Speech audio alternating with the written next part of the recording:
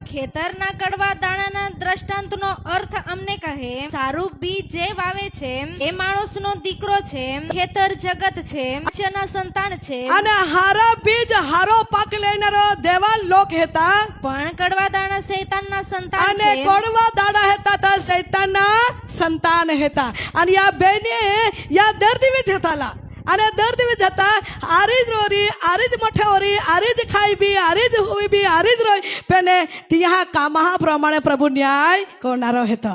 અને રાના માય હારો હે ત્યાં લાપા લેજી કઈક હેન તે હતા, કઈક દાડો બગાલો હે, કઈક વસ્તુ હોડી હે કાપા નહીં ખાજી ત્યાં આલાક કોજી તે કેનો જ ઈસુ ખ્રિસ્ત બી ધરતી વે નારો હે.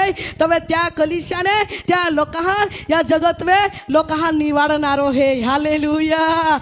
અને કાપણી જગતનો અંત છે, અને કાપड़ी जगतना अंत है. पापे खेतर में कापजी देख पिता यीशु ने खेतर ने या जगत ने एक दी अंत लियवाना रोखाय, અને કાપડી કોનારો હે. અને ત્યાલ મરજી ત્યાલ યોગ્ય લાગે ઓહડો દાણો સમાન જીવન બનાવલો રહી તો ત્યાં બંધાર મેલી, અને ત્યાલ નહીં ગમે ઓહડા કોડવાનો કાન જીવન બનાવલો રહી તો દેવ કાઈ કોઈ ત્યાં વખર મેં નહીં લી. પરંતુ બાળ ના હોડે એક જાગો તૈયારી કલો હે ત્યાં જગાવે ત્યાં ભાર ને 22% માં એક દેવા વચ્ચે નાખે. વાસ્તે વાસ્તે અને કાપનારા દૂતો છે, અને કાપનારા દૂતો હે.